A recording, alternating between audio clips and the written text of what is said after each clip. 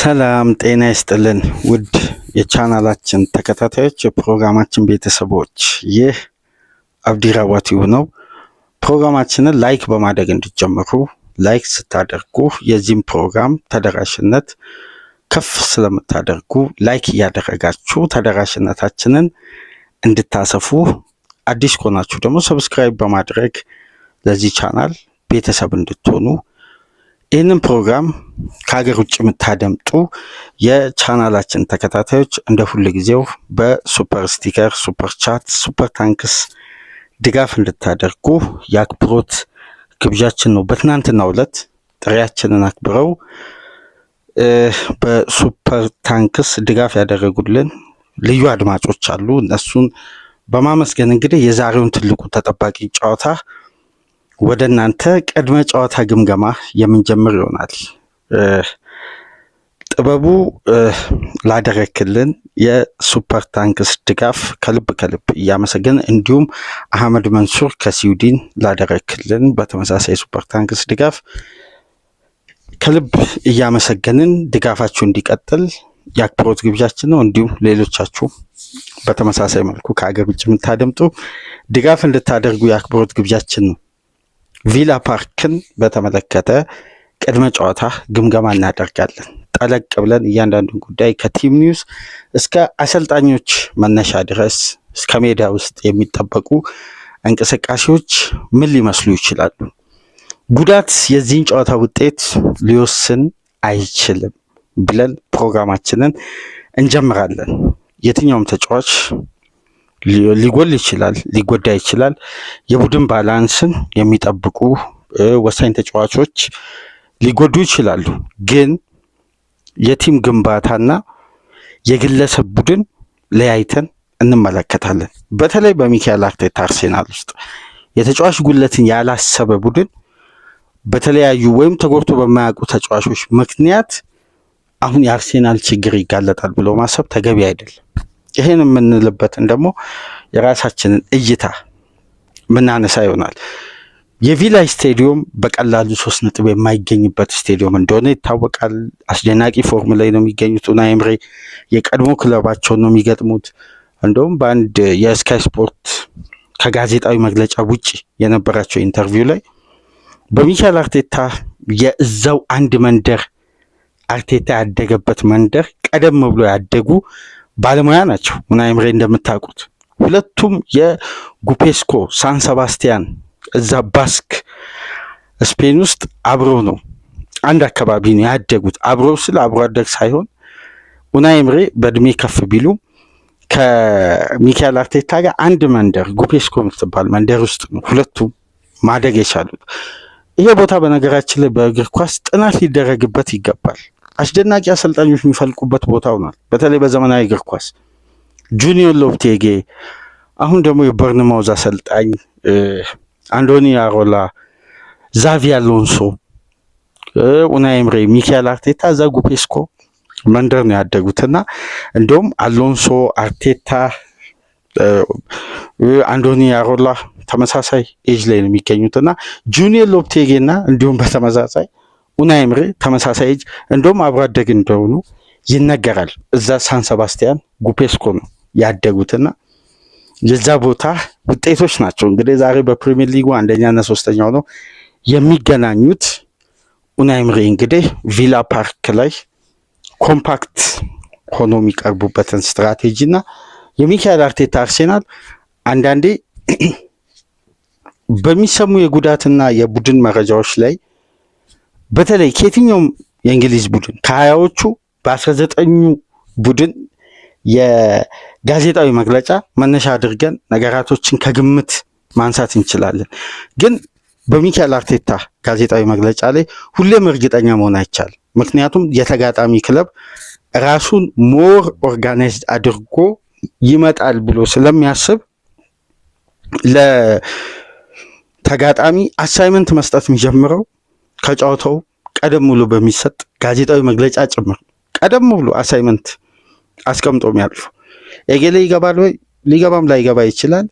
ከዚህ ጋዜጣዊ መግለጫ በኋላ አንድ ትሬኒንግ ሴሽን ስላለን ከዛም በኋላ የሚደረግ ምርመራ አለ። ያንን ተመልክተን ነው የምንወስነው ይላል። ከዛም በኋላ አርቴታን በሚዲያ ያገኙት። ስለዚህ የቡድኑ ውስጥ አዋቂዎችን አፈላልገው የቡድኑ የሚዲያ ባለሙያዎች የቡድኑ ውስጥ አዋቂ ፈላልገው ነው መረጃዎችን አግኝተው የሚለቁት እና እርግጠኛ ተኮኖ ይሄ ተጫዋች ይገባል ይሄ ተጫዋች አይገባም ማለት ባይቻልም፣ ግን አንዳንድ ደግሞ እውነታ የሚነግረን የተጫዋቾች የጉዳት ጉዳይ አለ። እውነታን የሚነግረን ስላችሁ ተጫዋቾች ለዚህ ጨዋታ አሁን ሊደርሱ የሚችሉበት ፕሮባቢሊቲ ያላቸው የሌላቸው ተጫዋቾች አሉ። እነዛን ደግሞ ለያይተን ከፊዚዮቴራፒስቶች ግምትና ከሚያወጡት ዘገባ ደግሞ መነሻ ስናደርግ አብዛኛው ፕሪዲክሽናቸው ውጤታማ ስለሆነ 100% ባንቀበልም ግን ለጥሩ መረጃ ግብአት ስለሚሆን እነዚህ ፊዚዮቴራፒስቶችን መነሻ አድርገን ደግሞ ነጥብ በነጥብ እናነሳለን። እነዚህ ሁሉ ጉዳዮች የምናነሳው ስለ ሜዳ ውስጥ የ90 ደቂቃ እንቅስቃሴ ነው። ለምሳሌ እንደ ቼልሲው ጨዋታ ታስታውሳላችሁ አድማጮች፣ በደንብ በሶስት የተለያዩ ፕሮግራሞች ቼልሲና አርሴናልን ገምግመናል። እኛ በተለየ ሁኔታ አንድን ቡድን ከፍ አድርገን አንድን ቡድን ዝቅ የምናደርግበት የትኛውም አይነት ዘገባ አቅርበንም አናቅም፣ አቅርበንም አንፈልግም። ሚዛናዊነታችንን ነው አብዛኛው ኮሜንቶችን መመለከተው፣ አብዛኛው ሳይሆን 100% ማለት ይቻላል። ግን አልፎ አልፎ አንደኛውን ቡድን ከፍ ማድረግ የሚመስላቸው አሉ። በወቅታዊ ጥንካሬ ላይ ተንተርሰን ስንሰራ ስለ አርሴናል የምንሰራቸውን ፕሮግራሞች ምናልባት ባለማዳመጥ ክለባቸው ላይ በኔጌቲቭ የምናንጸባርቀው ጉዳይ ያለ ይመስላል። ነገር ግን አብዛኛው የእኛ ቻናል ቤተሰቦች የሚያውቁት ከየትኛው ሚዲያ ቀደም ብለን እያንዳንዱን ጉዳይ የምናነሳቸው ነጥቦች ዕለታዊ ስለ ጨዋታው እንቅስቃሴ የሚሆነውን ጭምር ፕሪዲክት እያደረግን ነው የምናነሳው እኛ በምናቀርበው ዘገባ ላይ። ምክንያቱም ትርጉም አይደለም መረጃዎች የምናገኘው ለመረጃነት ወደ አድማጮች ተደራሽ እንዲሆን የሚያስፈልጉ እንጂ እግር ኳስን ባየነው መሰረት ነው ወደ እናንተ ይዘን የምንመጣው። ተጨማሪ አጋዥ የሆኑ ቁጥራዊ መረጃዎችን ልናመጣ እንችላለን እንጂ ባየነው ልክ ነው መረጃዎች የምናቀርበው። ለዚህም ነው በራሴ ያዘጋጀሁትን ስለ አርሴናል የቡድን ግንባታ ቲም ዳይናሚክስ የሚል ፕሮግራም ሰርቼ በርካታ አድማጮች ከመላው ዓለም በውስጥ መስመር በቀጥታ ደውለው እንደውም ከ3 የአርሴናል ደጋፊዎች ጋር ከ2 ሰዓት በላይ አውርቻለሁ። ከ2 ሰዓት በላይ በአንድ ቀን ውስጥ ማለት ወደ 6 ሰዓት ማለት አንድ አድማጭ ከ2 ሰዓት በላይ አንድ አድማጭ ከ2 ሰዓት በላይ ይሄን ለመወያየት ያበቃን እንግዲህ በእለቱ ባነሳሁት ሀሳብ አብዛኛው የአርሴናል ደጋፊዎች ከተመለከቱበት አንግል በሌላ ጂጄ መጣው ራሴ በእግር ኳስ ከማየት ብቻ ያገኙትን ኤክስፒሪየንስ በአንዳንድ ማህደሮች ላይ ያሰፈርኩትን ጉዳዮች ለቃቅም ያምጥቼ ማለት ነው። ስለዚህ በተለየ ሁኔታ አርሴናልን ለመጫን ቪላን ምናደንቅም አይደለንም፣ ቪላን ከፍ ለማድረግ አርሴናልን ምንተችም አይደለንም። ሚዛናዊነታችንን ነው አብዛኛው የቻናላችን አድማጮች የሚወድልንና ከትርጉም ተለይተን ነው ዘገባ ምንሰራውና ስለዚህ ዘገባ ሳይሆን መወያያ ርዕስ ይዘን የምንመጣው። ስለዚህ በሀሳቦች ልዩነት ላይ ሁሌም ሀሳብን መተቸት በጣም የሚያስደስት ነው። ግን በተናጠል የአንዱን ክለብ የዘንድሮን አርሴናል መተቸት እኮ የሚቻለው አርሴናል ሲንሸራተት ነው ወይ አርሴናል ነጥብ ሲጥል ነው ወይም አርሴናል የሚሸነፍበት መንገድ ነው። ይሄ ቡድን በሶስቱም ካራክተር እያየ ነው አይደለም። ስለዚህ እንዴት ነው የምንተቸው? የቪላን ጥንካሬ ማውራት ደግሞ የአርሴናል ድክመት ከፍ ብሏል ማለት አይደለም። ምክንያቱም ቪላ እያሳየ ያለው አቋም ሌላ ነው። ቪላ እየተፎካከረ የሚገኘው በአርሴናል ደረጃ ለመሆን እንጂ አርሴናልን እያሳነስን አይደለም። ባይሆን የቪላ ጉዞ አርሴናልን ለመድረስ በሚል ጥረት ነው። ስለዚህ ምናልባት በእለቱ የመጀመሪያ አድማጫችን ሊሆኑ ይችላሉና ወደኋላ መለስ ብሎ የሰራናቸውን ፕሮግራሞች ቢያደምጡ ደግሞ የተሻለ ግንዛቤ ይኖራቸዋል ብዬ ተስፋ አደርጋለሁ። አዳዲስ አድማጮች ስለመሰሉኝ ነው። ምክንያቱም ነባር ከኛ ጋር የቆዩ አድማጮች የሚሰጡትን አስተያየት የምናደርገውን ዲስከሽን ይታወቃል። ክፍት ሆኖ በኮሜንት መስጫ አንዳንድ ሀሳቦችን በመመለስም ጭምር የሀሳብ ልውውጥ እናደርጋለን እና የተሻለ እግር ኳሳዊ ጉዳዮችን ለመለዋወጥ ያክል ነው። በአጠቃላይ ግን ወደ ጨዋታው እንምጣ እስቲ። መጀመሪያ ከቲም ኒውስ ከቡድን መረጃ ይሄን መረጃ ወደ እናንተ በማደርስበት ሰዓት ወይም ይሄ መረጃ ሪከርድ በማደርግበት ሰዓት 8 ሰዓት ከ14 ደቂቃ ላይ ነው የሚገኘው። እስከዚህ ሰዓት ድረስ ያለውን የመጨረሻ ሌተስት መረጃ ማለት ከሌሊቱ 8 ሰዓት ከ14 ላይ ነው ይሄን ፕሮግራም እያሰናዳው የሚገኘው እና በዚህን ሰዓት ይህን ፕሮግራም ወደ እናንተ እንዲደርስ የመጨረሻ ሌተስት መረጃን ጠብቄ በቡድን መረጃ በኩል ያገኘሁት አርሴናል የመጨረሻ የትሬኒንግ ሴሽኑን ሲያደርግ ትሮሳርድ፣ ሳሊባና ደክላን ራይስ አልተገኙም ማለት ደግሞ አይጫወቱም ወይም ለዛሬው ጨዋታ አይደርሱም ማለት አይደለም። ምክንያቱም ትሬኒንግ ሴሽን ሲባል ለምሳሌ በምስል የሚለቀቁ የክለቡ ኦፊሻል የመጨረሻ ትሬኒንጎች የሳር ትሬኒንግ ነው። የሳር ትሬኒንግ ደግሞ አንድ ትሬኒንግ ነው ተብሎ አይወሰድም። በነገራችን የሳር ትሬኒንግ ለምሳሌ የመጨረሻው ሴሽን ማላቀቂያ ከሆነ ወይም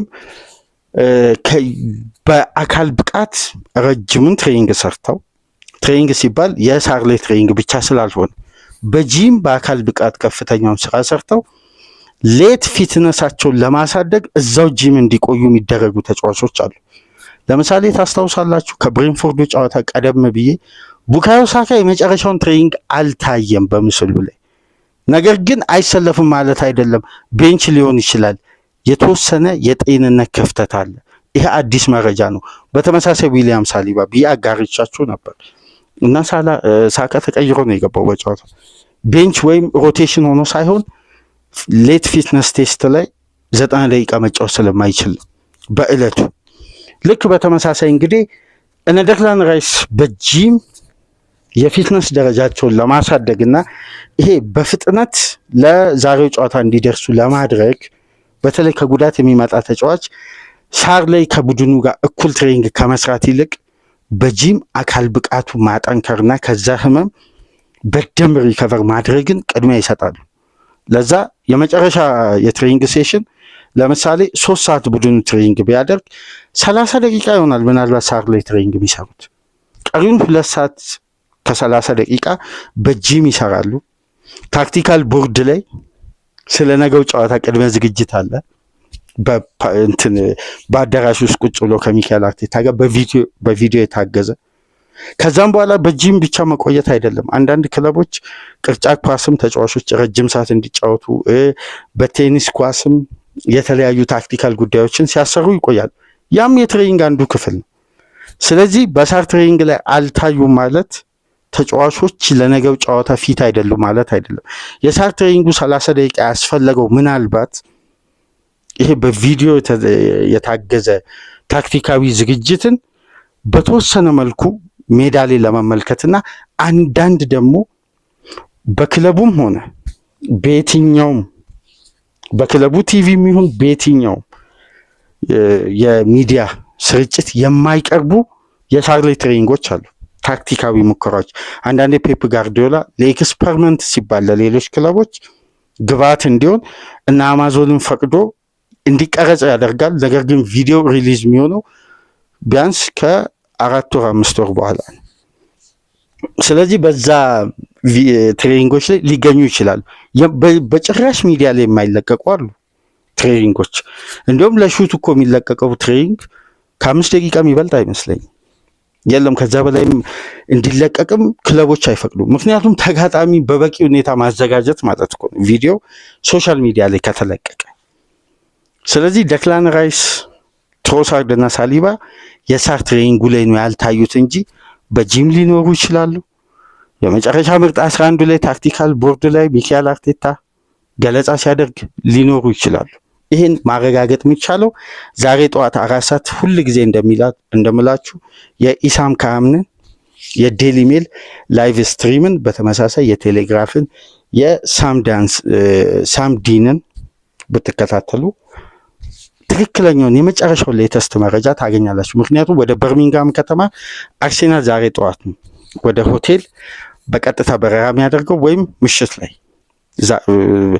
ትናንት ምሽት ወይም ዛሬ ጠዋት ወደ በርሚንጋም በረራ የሚያደርገውና ሆቴል የሚያርፉት ለ9 ተኩሉ ጨዋታ።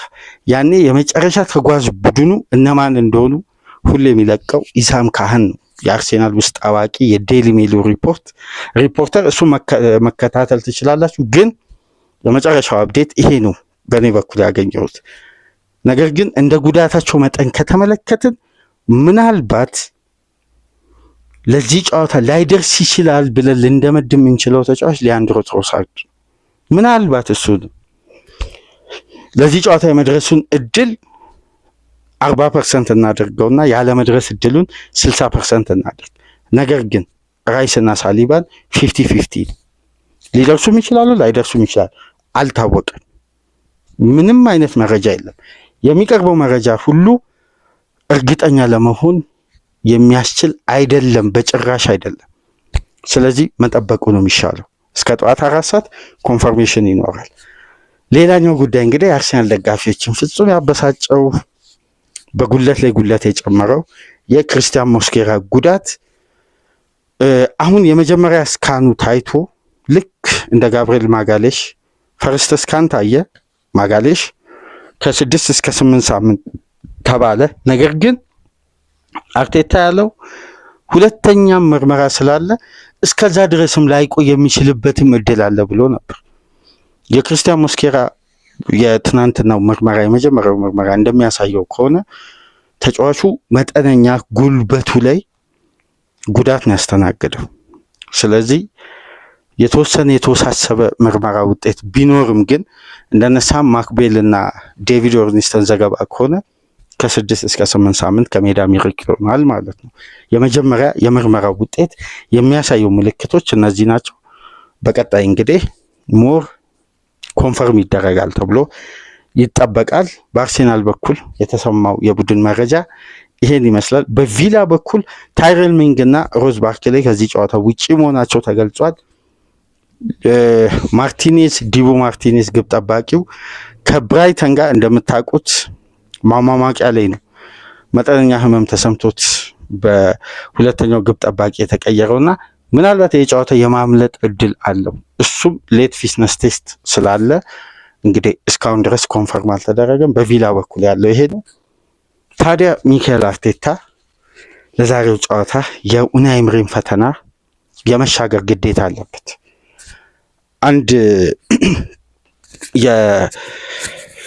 የፕሪሚየር ሊግ ተወዳዳሪ ቡድን አሁን በቅርብ ዓመት ለምሳሌ አንድ የፕሪሚየር ሊጉ ጠንካራ የዋንጫ ቡድን በተለምዶ ወይም በቅርብ ዓመት ውስጥ ካየናቸው በግሌ ከተመለከትኩት አንዳንድ የሻምፒዮናነት ኤክስፒሪየንስን አይደንቲቲን ከሚያሳዩ ክለቦች መካከል ጠንካራ ክለቦች የሚያስመዘግቡት ውጤትና የሚያገኙት ነጥብ በተለይ ከሜዳቸው ውጪ ዋና የዛን ቡድን አይደንቲቲ ሞር በሲዝን ውስጥ የሚገልጹ ናቸው ብዬ አስባለሁ። ለምሳሌ በፕሪሚየር ሊጉ አንድ ቡድን ሻምፒዮን ለመሆን ከሚያበቃው የማሸነፊያ መንገዶች አሉ። ታክቲካሊ ግን ማሸነፍ ያለበት የግድ ስቴዲየሞች አሉ።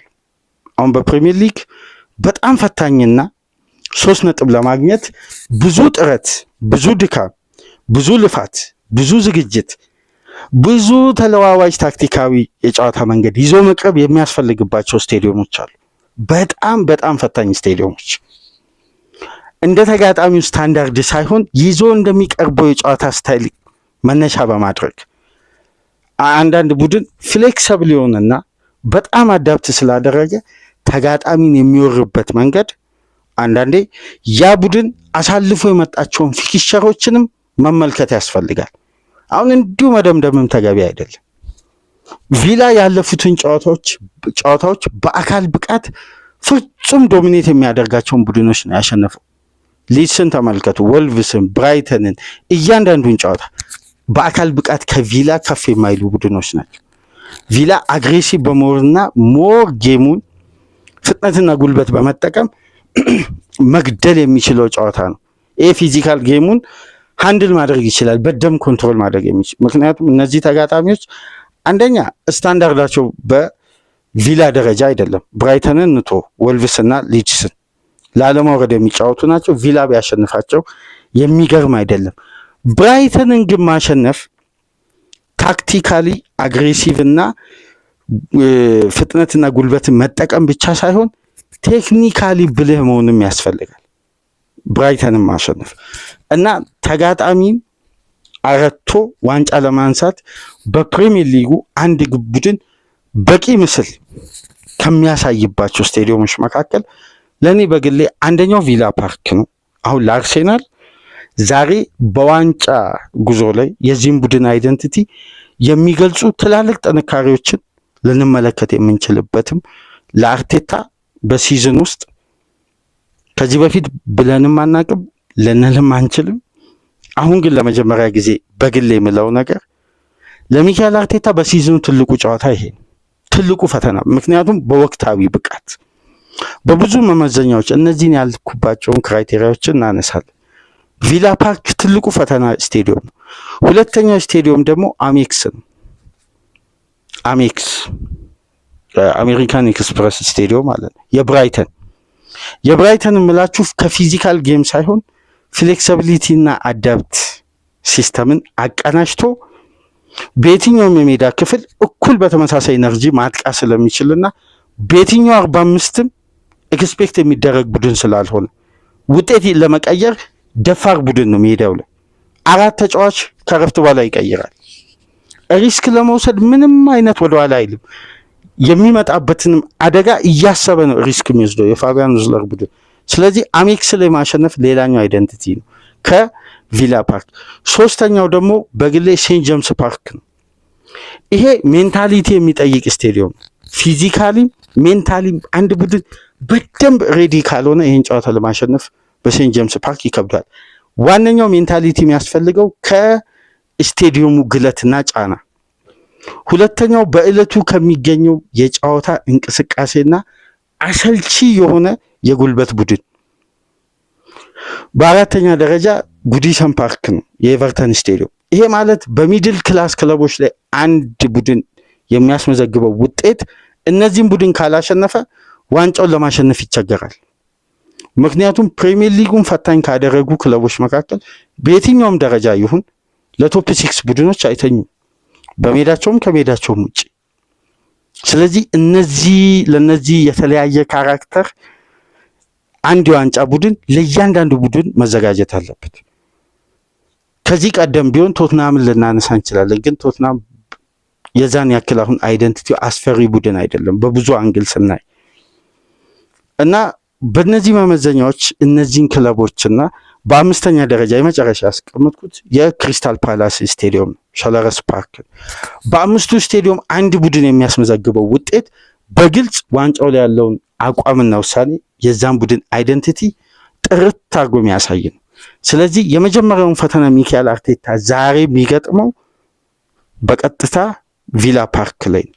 ይህን ያልንበት የራሴ የመጀመሪያ ክራይቴሪያ ቪላ ለተጋጣሚ የሚዘጋጅበት መንገድና የሚሰጠው ትኩረት ይዞ እንደመጣው ፎርም አይደለም። አሁን ለየት የሚያደርገው አስቶን ቪላ አርሴናልን ሲገጥም ኡናይ ኤምሬ ከሚካኤል አርቴታ በጣም የተሻለ ኤክስፒሪየንስ አላቸው። በተለያየ ሊግ በፈረንሳይም በስፔንም አሁን ደግሞ በእንግሊዝ ካካበቱት ልምድና ከሚጠቀሙት የታክቲክ ዘዴ አንጻር አንድን ጨዋታ ለመቀየር ለማፍጠንም ለማዘጌትም በአካል ብቃትም በታክቲክም ለመብለጥ የጌሙን ቴምቦ የመጀመሪያ 25 ደቂቃ ሁሌም የኡናይ ኤምሬ ቡድን ብልጫ ይወሰድበታል። ብልጫ በተወሰደበት ሰዓት ግን ይሄ ቡድን ግብ አያስተናግድም። አሁን ትልቁ አቅም በየትኛውም ደቂቃ የኡናይ ኤምሬ ቡድን እንዲነሳ ከሚያስችሉ ጥንካሬዎች እነዚህ ናቸው። ይሄን ፈተና ደግሞ አንድ ቡድን ለመሻገር የጨዋታ ቀያሪ ወይም ይሄ ምሕረት የሌለው አስቆጣሪ ይዞ ሲገባ ሁሌም ጨዋታ ላይ ቪላን መግደል ይችላል። ማለት ቪላ ላይ አድቫንቴጅ ይወስዳል። ቪላ ሰርቫይቭ እንዳያደርግ ጨዋታው መግደል ይችላል። ብራይተን ቴክኒካሊም ታክቲካሊም በልጧል። ፊዚካሊ ግን መብለጥ አልቻለም። ስለዚህ የ2 ጎል አድቫንቴጅ መውሰዱ ዋጋ አልነበረውም። ቪላ ሞር ኢንቴንስ ሆኖ በአንዴ ነው 4 ግብ ያስቆጠረው። ስለዚህ ዛሬ ሚካኤል አርቴታ ከሚገጥሙት ፈተናዎች መካከል አንዱ ይሄ ነው በካራክተር። ሁለተኛው ነገር ደግሞ አስቶን ቪላ ማጥቃት ሲፈልግ ቴክኒካሊ ሁለቱን ዊንግ በጣም አጥብቆ የሚጠቀም ቡድን ነው። ዊንግ ላይ የሚያተኩረው ደግሞ ወደ ሴንተር የሚሄዱ ኳሶችን ፎከስ የሚያደርጉት አንድ ተጫዋች ብቻ ሳይሆን የሚመለሱ የክሊራንስ ኳስን ከኤሪያ ውጭ ሹት በማስቆጠር ላይ ያተኮረ ነው የሚሆነው። በዛሬው ጨዋታ በግሌ ለሚካኤል አርቴታ ከማንም ተጫዋች በላይ ከሳካም በላይ ነው ምላችሁ ወሳኝ ተጫዋች ቢኖር ሙሉ ጤንነቱ በመጨረሻ ፊትነስ ቴስት ካለፈ ምናልባት የመግባት ቻንሱ ቅድም ዝቅተኛ ነው ብለናል፣ ግን አይገባም ብለናል ለመደብን ሊያንድሮ ትሮሳርድ ካለ አርሴናል ይህን ጨዋታ ይገላል። ታስታውሳላችሁ አምና አርሴናል እስከ 72ኛ ደቂቃ ድረስ የተቸገረው ከኦፕን ፕሌይ ግብ ክሬት ለማድረግ በጣም ተቸግሮ በሙከራ የታጀበ ጨዋታ አልነበረም። ታይት ማርክ ነበር። እንቅስቃሴዎች ሁሉ አግሬሲቭ ነበሩ። ሎ ብሎክ ነው። በጣም የመሮጫ ቦታ የጠፋበት ይሄ ጥብቅ ያለ ጨዋታ ነበር። ልክ እስከ 72ኛ ደቂቃ ድረስ አማዶ ኦናናንና ማጊንን በተመሳሳይ ሰዓት ኡናይ ኤምሬ ሲቀይሩ ሚካኤል አርቴታን የመጨረሻ ካደነኩበት የአምና ጨዋታ በታክቲክና የተጋጣሚ ሚዛን የመረዳት አቅሙን በጣም የላቀ ደረጃ መሆኑን የተመለከት ነው። ሊያንድሮ ትሮሳርድን በፍጥነት አስገባ። በመጀመሪያ የጨዋታ እንቅስቃሴው የመጀመሪያ ተቹን አስቆጠረ። ይሄ ተጫዋች አንድ እድል ቢያገኝ አንዷን ያስቆጥራል። ገዳይ ነው።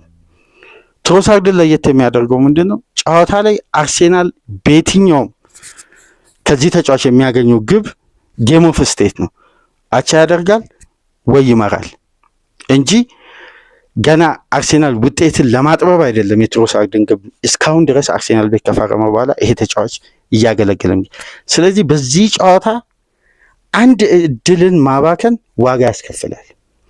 ምክንያቱም ቪላ የሚነሳው ፊዚካሊም ነው፣ ሜንታሊም ታክቲካሊም ነው። ይሄ ደግሞ ስለ ኦርጋናይዜሽን ካነሳን ቪላ ለምንድን ነው ከ9 ጨዋታዎች 8ቱን ያሸነፈው ስንል እነዚህ ጥንካሬዎችን አሁን ሲዝኑ ከጀመረ በኋላ በደንብ ሞቢሊቲውን ስላገኘ ማለት።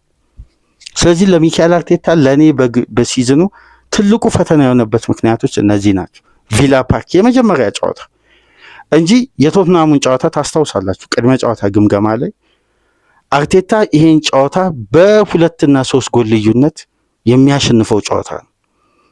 ቶማስ ፍራንክ በብሬንፎርድ የሚያውቁትን ቅርጽ ነው ይዞ የመጡት። ሚካኤል አርቴታ እንኳን ከአምና ዘንድሮ በብዙ ርቀት የተሻሻለ የታክቲክ ተለዋዋጭነት ባህሪ ይዘው መጥተው ቶማስ ፍራንክ ብሬንፎርድ ለቀው ቶትናም መጡ እንጂ አስተሳሰባቸው ዴቨሎፕ አላደረገም። አጫወት ሲስተማቸው ስንል ነበር ቅድመ ጨዋታ ግምገማው ላይ። ሙኒክ ላይ ያነሳነውን ሀሳብ እንግዲህ አብዛኛው የእግር ኳስ ቤተሰብ በኮሜንት መስጫ ትላልቅ ሙገሳዎችን የላኩልን የነበረበት ወደ 49 ኮሜንቶች አንተ እንዳልከው ነው ጨዋታው ያለቀው የሚል አስተያየት ሲሰጡን ነበር። ሙኒክን አርቴታ ጥንቃቄ ከወሰደ ዋጋ ይከፍላል። ወጥቶ ካጠቃ ግን ሙኒክን መበታተን ይችላል ብለን ስናነሳ ነበር። ፈርስት ሃፍ ጥንቃቄ ወሰደ፣ 1-1 ወጡ። ሰከንድ ሃፍ ከራሱ ሜዳ ወጥቶ በሃይ ፕረስ ፋይናል ሰርድን በደንብ ፕረስ ያደርግ ግን 3-1 እንዴት ሙኒክ ከረፍት በኋላ እኮ ለሙከራ ለመውጣት አልቻለም። ከቼልሲ ጋር ያነሳነው ጨዋታ ለሚካኤል አርቴታ ፈታ የሚያደርገው ይሄ የመሀል ላይ ያለውን ኮሊደር መሀል ላይ ያለውን የትራንዚሽን ኳሶችን ለመቁረጥ አርሴናል አግሬሲቭሊ ሳይሆን ታክቲካሊ መጠቀም አለበት ብለን ስናነሳ የአርቴታ ቡድን አግሬሲቭ ሆነ። በመጀመሪያ 30 ደቂቃ ሙስኬራን፣ ካላፊዮሪን፣ ዙቢመንዲን በቢጫ ካርድ አንቶኒ ቴለር አስደነገጡ። ጨዋታውን አርሴናል ኮንትሮል እና ሞመንተም ከመጠበቅ ይልቅ ጥንቃቄ መውሰድ ጀመረ። ምክንያቱም ቀጣይ ፋውሎች በሁለተኛ ቢጫ ካርድ ስለሚያስወጡ ሂንካፔ ተጨመረ። ስለዚህ አርሴናል ኮምፓክቱን ጠብቆ መቆየት እንጂ ወጥቶ ማጥቃቱን ብዙም አልመረጠም። ለዛ እኮ ነው አርሴናል እንደዚህ ቢያይሆን እንትና ዙቢመንዲ ከወጣ በኋላ አርሴናል በዛ ርቀት እንደ ቀድሞ ፓሽን ያጠቃል ተብሎ አይጠበቅም። ምክንያቱም የዙቢመንዲ ፓስ ያለ ቁም ነገር አይላክም ወደ አንድ ፖዚሽን ላይ ጥቅም አልባ ፓስ አያደርግም። ለዛ ነው ፓሲቭ ፓሰር የተባለው። ዙቢመንዲ በጊዜ በወጣበት ካሊፊዮሪ ይዛው በቀረበት እነ ማይልስ ስኬሊ ከሜዳ ውስጥ ታክቲክ ይልቅ የደጋፊ ሙገሳ ገና አለመብሰል ሜዳ ውስጥ ይሄ ዱኤሎችን ማሸነፍ ይሄ ደጋፊ ሰለብሬት አድርጎ በሚያበረታታቸው አይነት ሞቲቬሽን ላይ የሚገኝ ገና የጨዋታ ጊዜ ሞር ሲያገኝ የሚበስል ተጫዋች ነው። ስለዚህ የቡድኑ ካራክተር ወደ ምን ተቀየረ? ጥንቃቄ። እዚህ ላይ ደግሞ ሜሪኖ የኢዜን ቦታ በዙቢመንዲ መውጣት ምክንያት በበለጠ ድሮፕ ሲያደርግ ኢዜም ከጨዋታው ሪትም ወጣ። የዙቢመንዲ የኳስ እጥረት ደግሞ ከራይስ የፔኔትሬሽን እንቅስቃሴ ጋር የአርሴናል አማካይ ክሬት ሊያደርግ አልቻለም። ምክንያቱም ራይስ ፔኔትሬት የሚያደርግ አማካይ እንጂ ፓሰር አይደለም። ዲያጎናል ፓስ እንጂ ትራንዚሽኖችን፣ ፎርዋርድ ፓሶችን በሎንግ ሬንጅ ፓስ እንደ ዙቢመንዲ የተለየ ኤሪያ ክሬት ማድረግ ስለማይችል ቴክኒካሊ ማለት ነው። ስለዚህ እነዚህ የኳስ እጥረቶች አርሴናልን ማጥቃቱን ቀነሱ። መጀመሪያ ጨዋታው ሲጀምር ግን አርሴናል የአማካይ ስፍራ ዞኑን ቴክኒካሊና ታክቲካሊ መብዘጥ ነው። ኳሱንም አግሬሲቭ መሆኑንም ለቼልሲ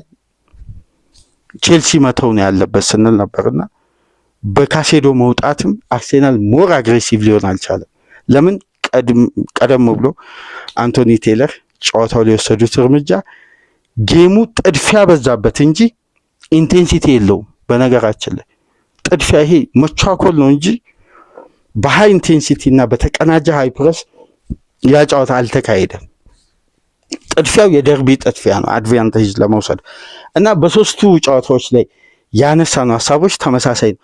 አራተኛው ጨዋታ ደግሞ ብሬንፎርድ ነበር። የአርቴታ ኤክስፐሪመንታል ጌም ነው። ቤን ዋይት፣ ኦዲጋርድ፣ ማድዌኬ ሶስቱ በጋራ ተጫውተው አያውቁም። ሶስቱ ጌም ታይም አላገኙም። ሶስቱ ከረጅም ጊዜ ጉዳት ነው የመጣው። ወደ ሞቢሊቲ መምጣት አለባቸው። በተጨማሪም ሲዝኑ ረጅም ነው። ረጅም ላሰበ ቡድን ደግሞ እንዲህ አይነት ተጋጣሚ ልክ እንደ ጌም ማኔጅመንት ሰፋ ያለ ኤክስፐሪመንት የሚሰራበት ጨዋታ ስለሆነ ሶስቱን ተጫዋቾች ያሰለፈበት ዋነኛ ምክንያት ቀጣይ ጨዋታዎች ላይ በሚመጡ ተደራራቢ ጨዋታ የፌስቲቭ ፊክስቸር ቦክሲንግ ዴይ ላይ ላሉ ጨዋታዎች አርሴናል ሎድና ጌም ማኔጅ ለማድረግ ቢመርጥ በዛው ወቅት ኤክስፐሪመንት መስራት ሪስክ አለው፣ ነጥብ ያስጥላል። ስለዚህ የነ ብሬንፎርድ አይነት ተጋጣሚ ላይ ኤክስፐሪመንትን ሲያደርግ ጥንቃቄ ተወስዶ ነው። ስለዚህ የአርሴናል ደጋፊ የነበረው የጨዋታው ግንዛቤ በአብዛኛው ጨዋታው አስጨናቂ ነበር። ረጅም ደቂቃ በአንድ ግብ ብቻ በአንድ ግብ ማርጅ መቆየቱ ጨዋታው ላይ አርሴናል ሞር ጥንቃቄ መርጦ ይሄ ብሬንፎርድ የሚያሰጋ ቡድን አድርጎ የተወሰደ ተደርጎ ነው ሲነገር የነበረው። እንደዛ አይደለም። አርቴታ የራሱን ታክቲክ ሞቢሊቲ የሚያስፈልጋቸው ተጫዋቾች ፊትነሳቸው ከፍ ብሎ የቡድኑን ሲስተም እና አሁን የደረሰበትን ደረጃ ቶሎ አዳፕት እንዲያደርጉ የተሰጣቸው ጌም ታይም የሚያስፈልጋቸው በበለጠ ደግሞ ቡድኑ እንደዚህ አይነት የጉዳት አዳዲስ ጉዳይ ሲያጋጥመው ሪአሬንጅ ታክቲክን አድርጎ በጊዜያዊ መብቴ ከመወጠር ይልቅ ውድድር ውስጥ ሆኖ በእንደነዚህ አይነት ጨዋታ የቡድንን የታክቲክ አማራጭ ማሳደግ ላይ ነው ያተኮረው።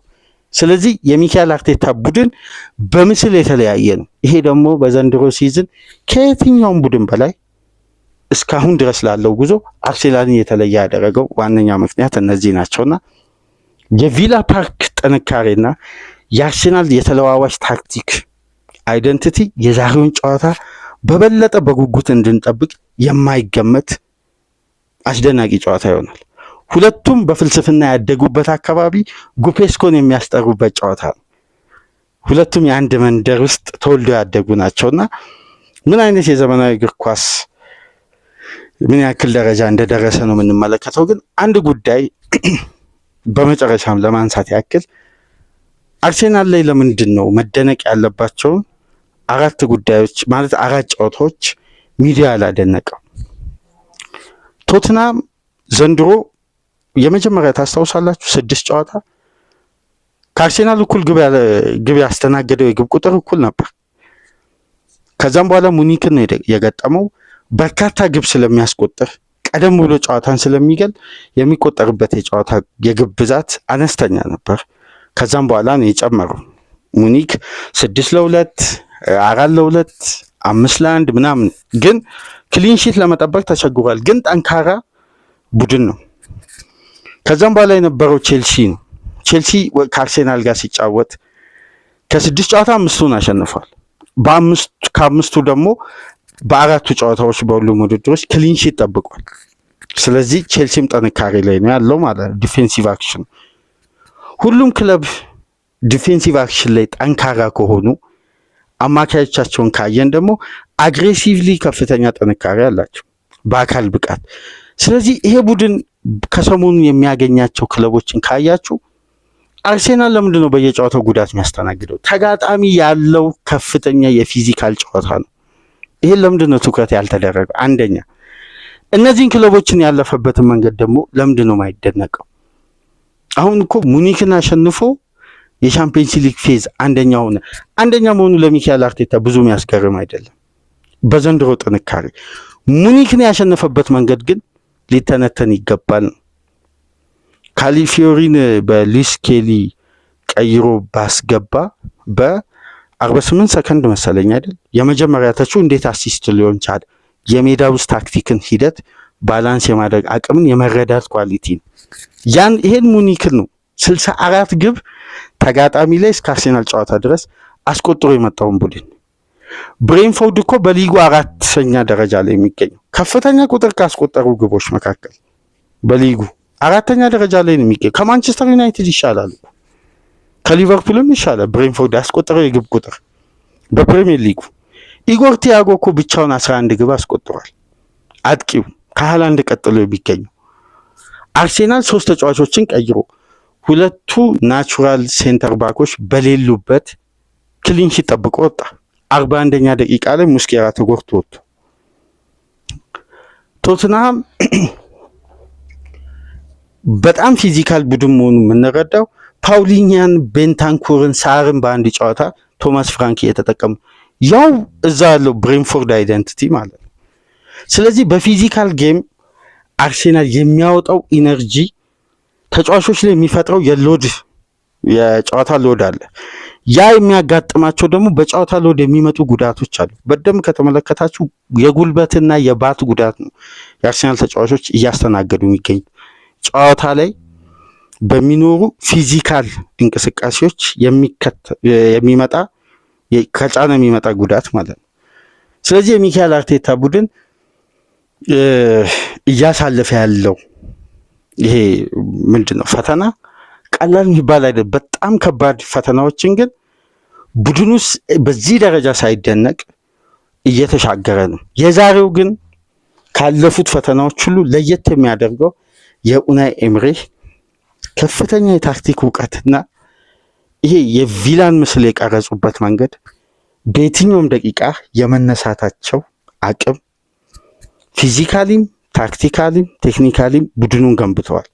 3ቱንም ካራክተር ስለተላበሰ ይሄ ቡድን ሲከላከል በጣም አሰልቺ ነው፣ ጥብቅ ነው። እንደውም በዚህ ጨዋታ አብዛኛው አርሴናል ደጋፊ ላይስማማ ይችላል እንጂ እነ ቪክቶር ዮከሬስን መጠቀም ለቪላ እድል መፍጠር ነው። ለምን መሰላችሁ? ስፔስ የለም እዚህ ጨዋታ ላይ። ስፔስ በሌለበት ጨዋታ እንደ ሜሪኖ አይነት አስደናቂ ባልተጠበቀ ኤሪያ ላይ ተገኝቶ ጨዋታን የሚቀይር ተጫዋች ነው የሚያስፈልገው። እነ ዮከሬስ የቡድንን እንቅስቃሴ ያጎላሉ። ምክንያቱም ቪላ ፕረስ የሚደረግ ቡድን አይደለም። ለምን? ኤሪያ ስለማይከፍት ለራሱ የሚጠቀመውም ጠባብ ኤሪያ ነው፣ ተጋጣሚም ኤሪያ እንዳይጠቀም ነው የሚያደርገው። ስለዚህ ስፔስ በሌለበት ጨዋታ ዮከሬስ ቡድኑን ያጎላል በፊት መስመር በኩል። ለምን? ቪላ ቢልዳፕ እኮ ከ3 ተች አይበልጥ። ለፓው ቶሬስ፣ ለኮንሳ ከዛን ዴኜ በረጅሙ ይለጋል። ተመሳሳይ ነው። ይሄ ካራክተር ነው። ካልሆነ ካሽ በረጅሙ ይለጋል። ስለዚህ ኤሪያ በሌለበት ጨዋታ፣ ስፔሶች በሌሉበት ጨዋታ ላይ ዮከሬስን መጠቀም ዋጋ ያስከፍላል። አንድ አጋጣሚ ሊገል ይችላል ካለው ኳሊቲ፣ ግን ያን አጋጣሚ እስከሚያገኝ ድረስ ሜዳ ውስጥ ያለው ፍሎ አርሴናልን እያጎደለ ሌሎች ተጫዋቾች ሞር ሜዳ ውስጥ የሚባክኑ ነው የሚሆነው። ግን አንድ የመጨረሻ የራሴን ግምት ላንሳና ፕሮግራማችንን እንቋጭ። ራይስ የማይሰለፍ ከሆነ አርሴናል በኢነርጂ በኩል ይጎዳል። ፊዚካል ጌም ነው። ይሄን ለማሸነፍ ሊቸገር ይችላል። ግን ካልተሰለፈ ደግሞ አርሴናል በተቃራኒ የሚያገኘው ትልቁ አቅም አማራጭ ስለሌለው ሚካኤል አርቴታ በአንድ ሆልዲንግ ሚድፊልደር በሁለት ክሬቲቭ አማካዮች ስለሚገባ ቪላ ላይ ከ3 በላይ ግብ ሊያስቆጠር ይችላል። ኢዜ፣ ኦዲጋርድ እና ዙቢመንዲ ከሆኑ ከሶስቱ ተጫዋቾች ኦናና፣ ቴሌማስ፣ ማጊን እና ካማራ በጭራሽ ኳስ አይነጥቁ። ሜዳ ውስጥ ኳስ ሲከተሉ ከሰዓት ሊያሳልፉ ይችላሉ። ይሄ አርሴናልን በተቃራኒው የሚረዳው የቲም ዳይናሚክስ ነው ከሆነ ይሄ የሚሆነው ግን ራይስ የማይሰለፍ ከሆነ መቼም ሚካኤል አርቴታ በዚህ ትልቅ ጨዋታ ክርስቲያን ኖርጋርድን አይጠቀምም። ስለዚህ ያለው አማራጭ በእነዚህ ሁለት ያ ማለት ታስታውሳላችሁ ሴንት ጄምስ ፓርክ ላይ እንዴት ዶሚኔት እንዳደረገ። ዙቢመንዲ አልነበረም እንደምታውቁት ኦዲጋርድ ተቀይሮ እስከሚወጣ ድረስ እነ ብሩኖ ጊማሬስ፣ ጆሊንተን እና ቶናሊ ኳስ ሲከተሉ እንደነበር ይቅርታ በሴንት ጄምስ ፓርክ አይደለም በኖቲንጋም ፎረስቱ ጨዋታ ኦዲጋርድ ተጎድቶ እስከሚወጣ ድረስ እና በአጠቃላይ የቪላ ፓርኩ ፍልሚያን እንግዲህ ሰፋ ላለ ደቂቃ ድረስ ታክቲካሊም የቡድን መረጃውንም ሁሉም በኩል ነካካን።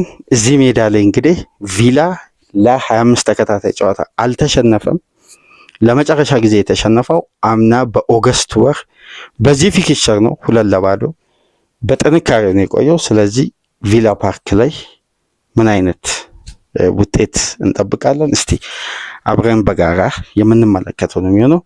ለሚካኤል አርቴታ በሲዝኑ የመጀመሪያና ትልቁ ፈተና በበለጠ ጥንካሬ ማለት ነው እንጂ ፈተናዎች ነበሩ፣ ተጋጣሚዎች ነበሩ። ነገር ግን ይሄ ጨዋታ ለአርቴታ በጣም በእጅጉ ወሳኝና ፈታኝ ነው የሚሆነው።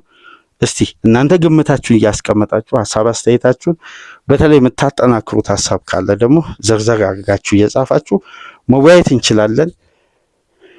እስካሁን ድረስ የአስቶን ቪላ እና የአርሴናል የቪላ ፓርኩን ጨዋታ ጠለቅ ብለን በብዙ እይታ ይህን ጨዋታ ገመገምን። ላይክ፣ ሼር፣ ሰብስክራይብ ማድረጋችሁ እንዳትረሱ። ከሀገር ውጭ የምታደምጡ በሱፐር ስቲከር፣ በሱፐር ቻት፣ በሱፐር ታንክስ ድጋፍ አድርጉ። አህመድ መንሱር ከልብ እናመሰግናለን ከስዊድን። እንዲሁም ጥበቡ ላደረጋችሁ የሱፐር ታንክስ ድጋፍ ልባዊ ምስጋናችን እያቀረብን ሌሎቻችሁም ተሳትፏችሁ እንዲቀጥል ቻናላችንን እንዲደግፉ የአክብሮት ግብዣችን ነው። ከዚህ ፕሮግራም በመቀጠል እንግዲህ ዛሬ የትላልቆች ክለቦች ጨዋታ በአጠቃላይ በሊጉ ይደረጋል። ነገ እንግዲህ እሁድን የትልቅ ቡድን ጨዋታ አይኖርም። ዛሬ ነው አብዛኛው የሚያደርጉት። ማንቸስተር ወደ ሰኞ ነው የሚጫወተው። ሊቨርፑል ከሊድስ ምሽት 2 ሰዓት ተኩል በኤለን ሮድ ጨዋታ ይኖራቸዋል። በ12 ሰዓት ሲቲ ከሰንደርላንድ፣ ቦርንማውስ ከቼልሲ የሚያደርጉት ጨዋታ አለ። የሲቲና የሰንደርላንድን የቦርንማውስ ቼልሲን አንድ ላይ በጋራ አድርገን እንዲሁም ሊድስ ከሊቨርፑልን ደግሞ በሌላ ፕሮግራም ወደ እናንተ ይዘን የምንመጣ ይሆናል። የእረፍት ጊዜያችሁን ከኛ ጋር እንድታሳልፉ በአክብሮት እንጋብዛለን። ሳትርቁ ጠብቁን። በሌላ ቅድመ ጨዋታ ግምገማ እንመጣለን። ሰላም ቆዩ።